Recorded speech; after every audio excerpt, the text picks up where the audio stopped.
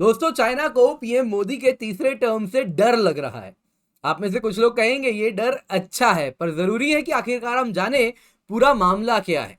दोस्तों, यहाँ पे अगर आप चाइना की बात करें तो ग्लोबल टाइम्स, जो कि कम्युनिस्ट पार्टी का ऑफिशियल माउथ पीस है, उसकी अगर आप बात करें तो उसमें एक लेख आया है जिसमें वो कुछ भारत के लिए नसीहत लेकर के आए हैं।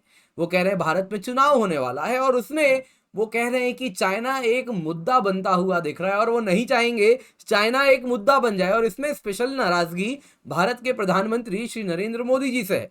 उनका कहना है नरेंद्र मोदी जी अरुणाचल प्रदेश चले गए, वहां पर जाके उन्होंने चुनाव में एंटी चाइना सेंटिमेंट्स को इस्तेमाल कर रहे हैं और इस वजह से इंडिया चाइना के रिश्ते खराब हो रहे हैं। उनका कहना है अगर मोदी वापस आ गए तो भारत चीन के संबंध और खराब हो जाएंगे। क्या है पूरा मामला? दोस्तों, यहाँ पे आपको कहना चाहूंगा, यहाँ गलती चाइना की नहीं है, गलती कुछ हमारे ही सरकारों की है जिन्होंने चाइना के एक्सपेक्टेशंस बिगाड़ के रख दिए थे। और आज उसी का नतीजा है, जब भारत अपने हित को प्रोटेक्ट करता है तो चाइना को वो देखा नहीं जाता है। क्या है पूरा मामला, आइए आज के इस वीडियो में देखते हैं। पर इससे पहले आगे बढ़े, आप लोगों से निवेदन है वीडियो को लाइक कर दें, शेयर कर दें और भारत संवाद को सब्सक्राइब करना बिल्कुल भी ना भूलें। तो दोस्तों, न्यूज में क्या है, आइए सबसे पहले आपको बताता हूं ग्लोबल टाइम्स में क्या लिखा गया है। उनका कहना है, देखिए, इंडिया का जनरल इलेक्शन आने वाला है, 7 फेज का जनरल इलेक्शन होगा। अप्रैल 19 से चुनाव स्टार्ट हो रहा है और जो रिजल्ट है वो 4 जून को आ जाएंगे। और इसके साथ वो कहते हैं कि प्राइम मिनिस्टर नरेंद्र मोदी तीसरा कंजिक्यूटिव टर्म देख रहे हैं, उम्मीद कर रहे हैं कि उनको मिलेगा। अब इस पे वो कह रहे हैं कि चाइनीज मीडिया स्पेशल अटेंशन दे रही है ना, उनका बड़ा ज्यादा इसमें इंटरेस्ट है। वो कह रहे हैं 3 कारण है इसके पीछे, तीनों कारण याद रखिएगा, इन 3 कारण पे ही हम पूरा डिस्कशन करने वाले हैं। कह रहे हैं चाइनीज मीडिया के लिए इंडिया इंपॉर्टेंट है क्योंकि इंडिया के साथ उनके बॉर्डर डिस्प्यूट्स होते हैं, नंबर 1। नंबर 2, चाइनीज इन्वेस्टमेंट के लिए इंडिया बहुत बड़ा मार्केट हो सकता है। Number 3, Chinese trade relations, India और चाइना में जो ट्रेड हो रहा है उसके लिए भी ये काफी मजबूत जरूरी है, ये रिश्ते कहीं ना कहीं इस पर पैनी नजर बनी रहे।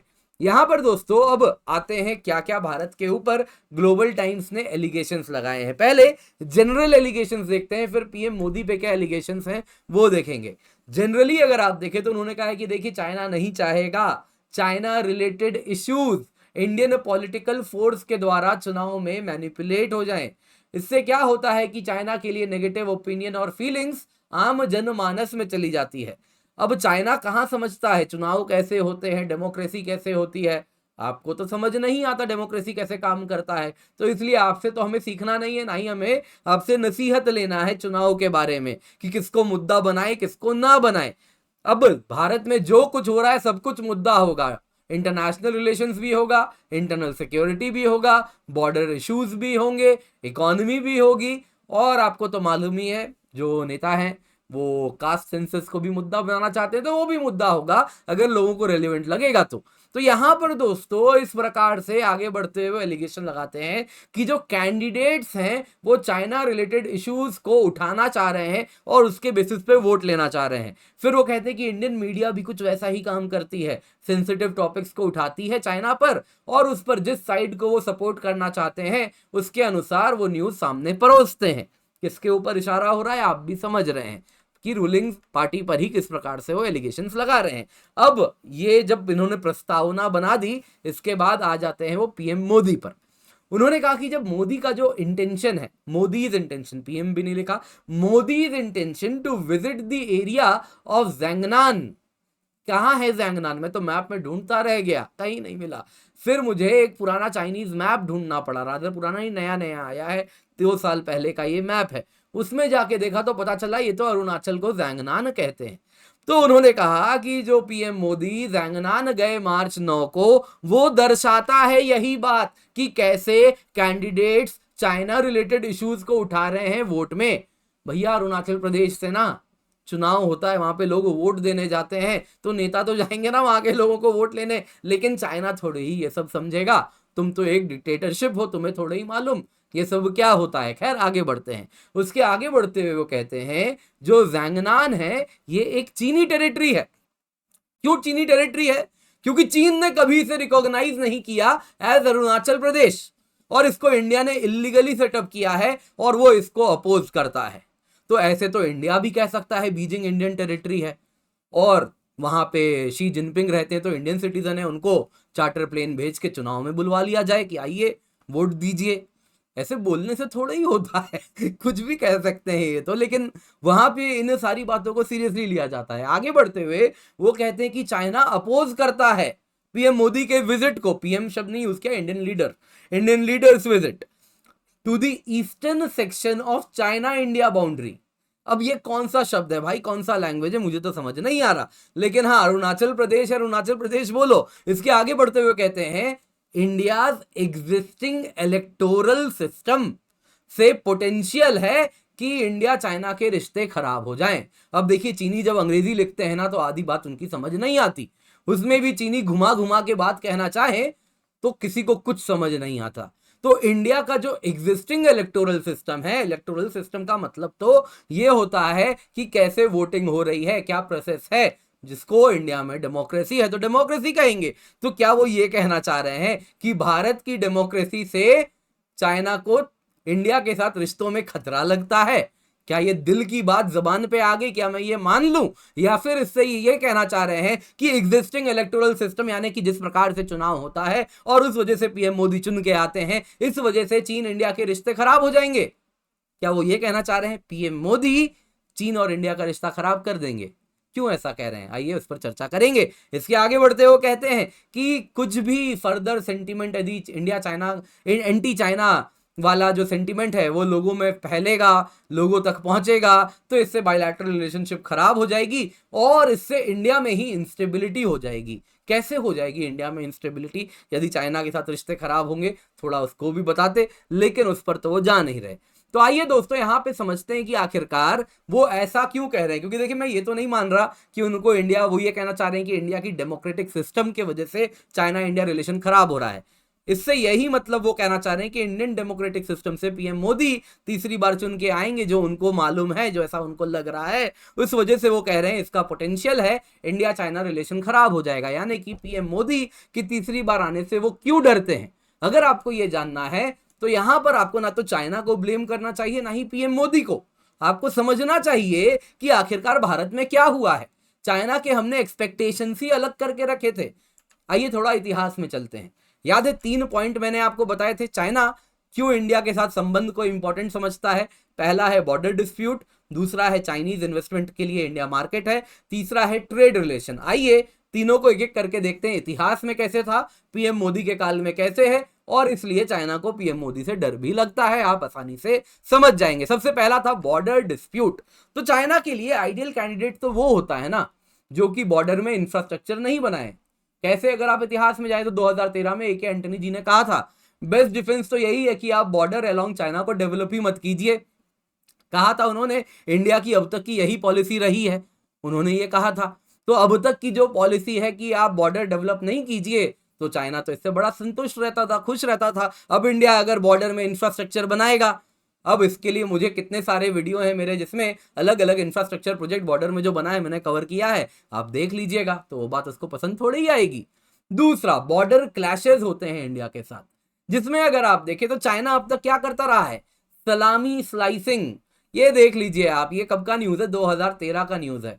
लद्दाख में दौलत बेग ओल्डी में स्टैंड ऑफ हुआ था। कैसा हुआ था, 19 किलोमीटर अंदर inside Indian territory Chinese forces खड़े थे। इंडिया क्या कर रहा था उस वक्त, इंडियन फोर्सेस को, इंडियन आर्मी को ऑर्डर भी नहीं मिला था कि उनके सामने भी आप eye ball to eye ball खड़े हो। वहां पर दोस्तों हालत इतने बड़े बुरे हो गए थे कि ट्रक से सप्लाई गिराए जा रहे थे इंडियन बॉर्डर के 19 किलोमीटर अंदर।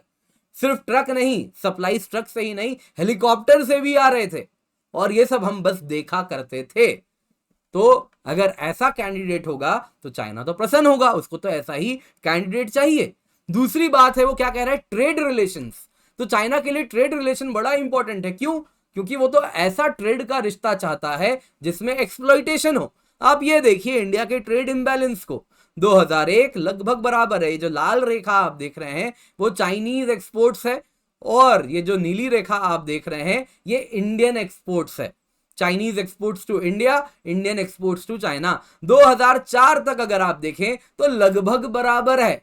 उसके बाद क्या होता है, कुछ होता है क्या?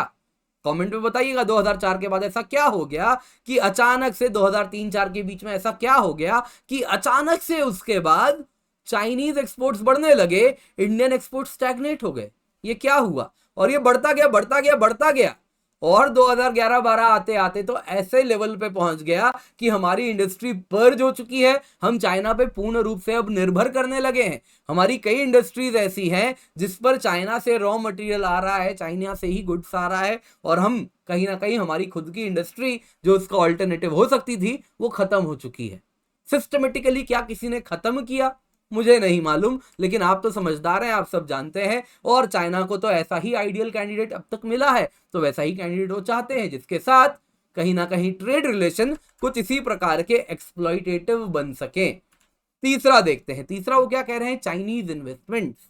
इंडिया बड़ा इंपॉर्टेंट मार्केट है क्योंकि चाइना के लिए अपॉर्चुनिटीज मिलती हैं कि यहां पर आके वो इन्वेस्ट करे।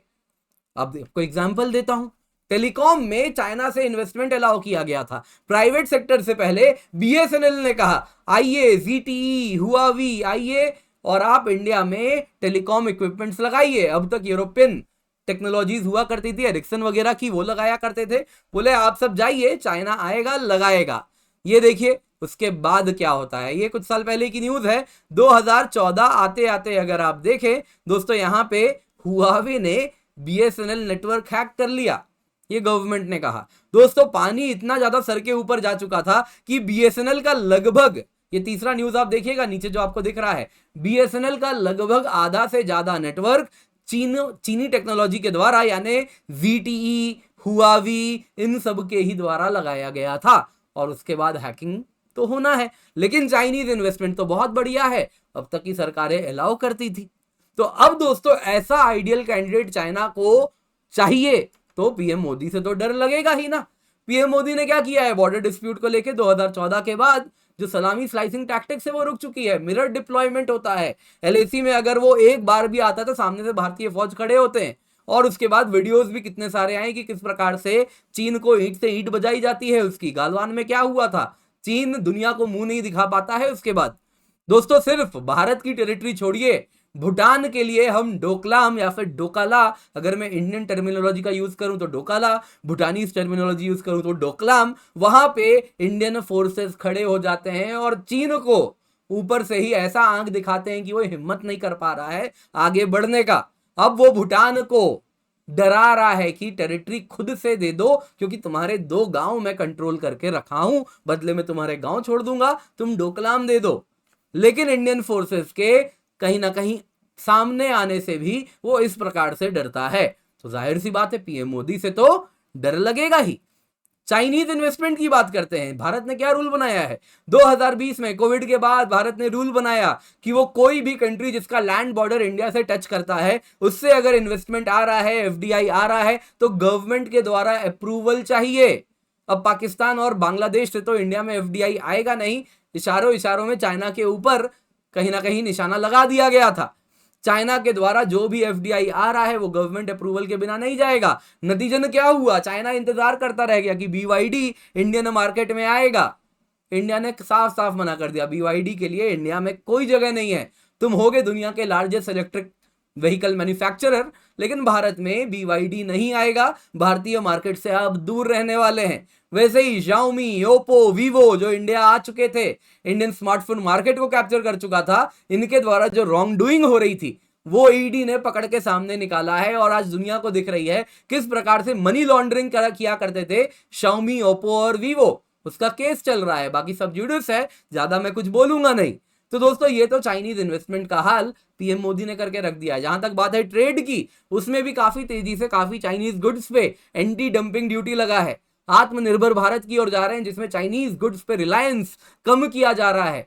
चाइना +1 सो कॉल्ड स्ट्रेटेजी है, जिसके अंतर्गत अगर आप देखें, हालांकि इंडिया नहीं कहता चाइना +1 है, लेकिन इसको जो नाम इनऑफिशियली दिया गया है दैट इज चाइना +1, जिसके अंतर्गत अगर आप देखें तो चाइना में जो सामान बनता था वो मैन्युफैक्चरर्स इंडिया की ओर या वियतनाम की ओर, अन्य देशों की ओर जा रहे हैं। और आप देख लीजिए स्मार्टफोन एक्सपोर्ट्स की आज की ये न्यूज है, क्या हुआ है, इंडिया का जो शेयर है यूएस मार्केट में वो राइज किया है, वहीं चाइना और वियतनाम का कम हुआ है। तो जाहिर सी बात है, जहां तक बात है ट्रेड की, उसमें भी इंडिया डायरेक्टली चाइना को हेड ऑन ले रहा है।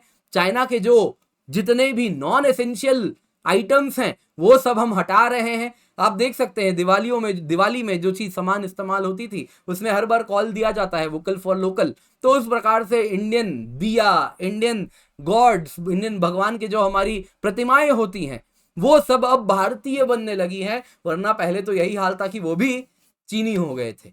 चीनी मिट्टी के नहीं, चीनी मिट्टी से ही बन के, चीन से ही बन के भारत में आए थे, ये हालत हो गई थी। तो खैर उससे तो काफी ज्यादा इंप्रूवमेंट हुआ है। और उसके बाद अगर आप देखें तो जाहिर सी बात है ग्लोबल टाइम्स में यही आएगा, पीएम मोदी से साहब डर लगता है तीसरा टर्म इनको ना मिल जाए। तो दोस्तों उम्मीद करता हूँ वीडियो आपको पसंद आई होगी, लाइक जरूर कीजिएगा, अलग अलग ग्रुप्स में शेयर कीजिएगा। इसके सिवा आप चाहे तो हमें आर्थिक रूप से सहायता दे सकते हैं, ये क्यूआर कोड है जिसको आप गूगल पे, फोन पे के माध्यम से स्कैन करके हमें सपोर्ट कर सकते हैं। अगर आप विदेश में हैं तो पेपैल के माध्यम से भी हमें सपोर्ट कर सकते हैं, डिस्क्रिप्शन बॉक्स में आपको लिंक मिल जाएगा। लेकिन सबसे बड़ा सपोर्ट है आपके सब्सक्राइब बटन को दबाना, आपके बेल आइकन को दबाना, सो दैट इस प्रकार के वीडियोस हम निर्भीक होकर और तेजी से आप सभी तक ला पाएं। तो मेक श्योर आप वीडियो सब्सक्राइब कर रहे हैं। और आपको और एक वीडियो का लिंक दिख रहा होगा, इसको भी अवश्य देखिएगा, काफी कुछ जानने, सीखने, समझने आपको मिलेगा।